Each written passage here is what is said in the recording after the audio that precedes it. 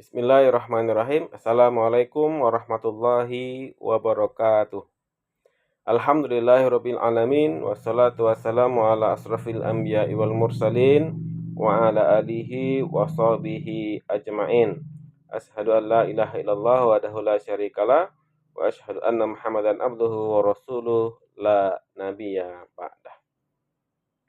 Baik Bapak Ibu yang kami hormati dimanapun Anda berada, di sini ya saya akan menyampaikan ya tentang apa saja ketentuan dari terkait dengan jaminan produk halal. Kita tahu bahwa umat Islam berkewajiban untuk menjalankan syariat agama, di antaranya adalah mengkonsumsi makanan dan minuman yang halal lagi baik.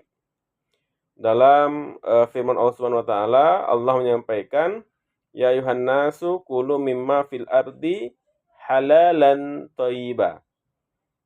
Dari ayat tersebut kita diperintahkan untuk makan ya yang halal dan baik.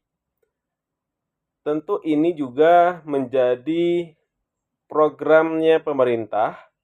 Saat ini pemerintah sudah mulai memperhatikan terkait dengan isu halal melalui regulasi yang telah dikeluarkan oleh pemerintah melalui Undang-Undang Nomor 33 Tahun 2014 yang kemudian direvisi menjadi Undang-Undang Nomor 32 Tahun 2020.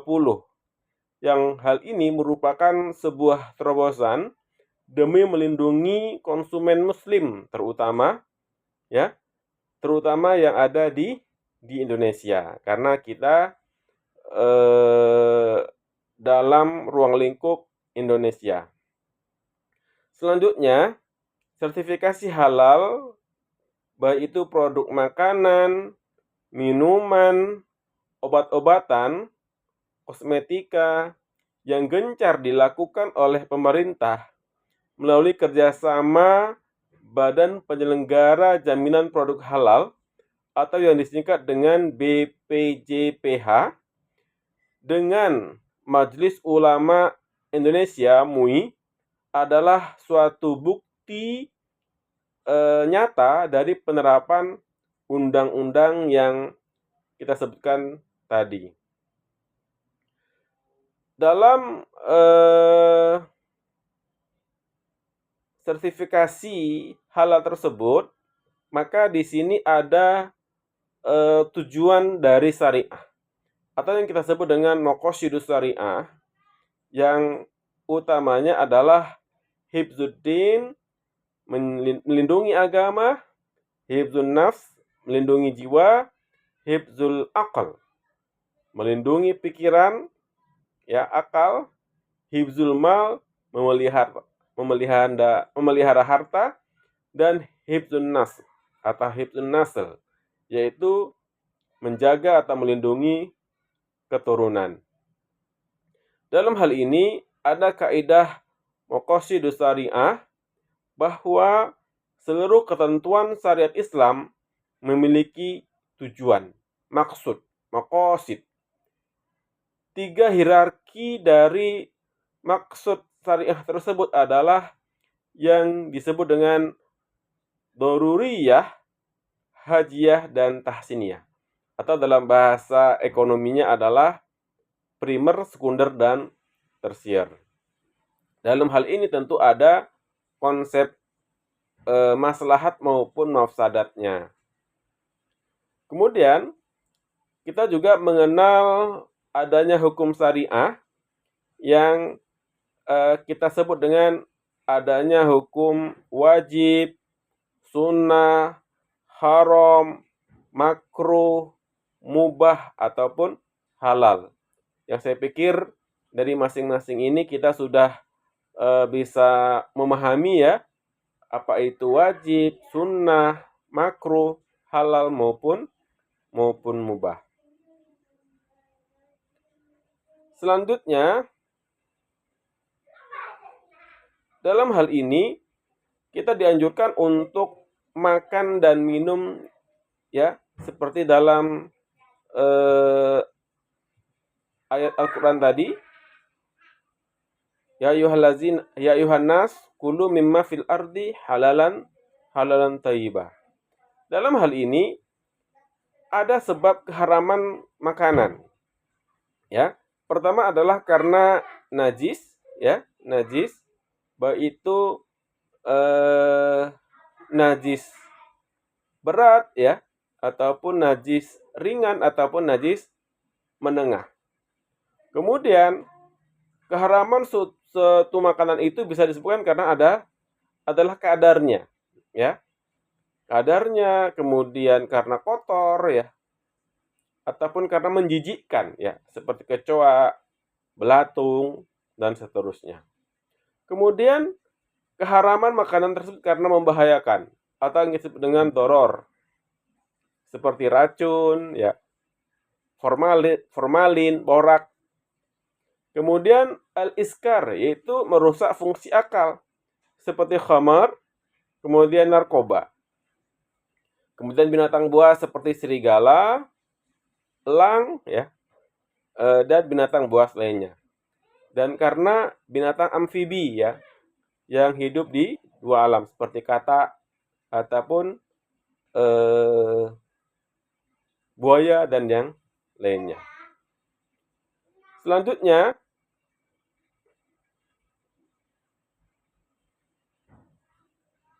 najis ya.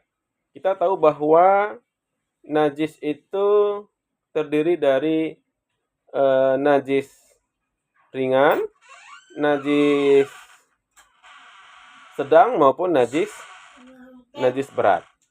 Najis adalah sesuatu yang kotor yang mencegah keabsahan ibadah. Sedangkan suci adalah keadaan tidak terkena najis dan atau tidak sedang berhadas kecil dan besar. Maka dalam hal ini, apa yang masuk ke dalam tubuh kita bukanlah berasal dari benda ya, benda yang tergolong pada yang telah disampaikan tadi, ya. Apakah itu menjijikkan, apakah itu merusak tubuh kita, karena zatnya itu diharamkan. Komisi Fatwa Majelis Ulama Indonesia dalam hal ini ya, yang bersamaan dengan berdirinya Majelis Ulama Indonesia tahun 75, bersidang setiap minggu dan atau setiap ada permohonan mendesak di bidang keagamaan ya, Sosbud Polkes Tek terkait dengan fatwa MUI penyembelihan hewan ya, fatwa MUI tentang alkohol, fatwa MUI tentang penggunaan mikroba, fatwa MUI tentang pensucian ekstrak ragi, fatwa MUI tentang air daur ulang ya, konsumsi bekicot ya, kemudian fatwa MUI tentang kopi luwak dan lain sebagainya. Jadi dalam hal ini selain sumber hukum kita adalah Al-Qur'an ya, kemudian sunnah, kemudian juga ijma' maupun qiyas ya. Maka dalam hal ini tentunya karena kita dalam suatu wadah negara tentu ada regulasi-regulasi dan juga ada fatwa Majelis Ulama Indonesia yang telah banyak membantu kita tentang kehalalan maupun keharaman, baik itu makanan, minuman, obat-obatan dan kosmetika, yang semoga kita terhindar dari semua benda-benda yang haram. Maka dalam hal ini tentunya diharapkan kepada para pelaku usaha untuk mendaftarkan produk-produknya agar produk-produk tersebut itu lolos, kemudian aman dan nyaman dipergunakan oleh para ini para para konsumen yang menggunakan ataupun mengkonsumsinya. Baik, demikian yang bisa disampaikan. Sekian dan terima kasih. Assalamualaikum warahmatullahi wabarakatuh.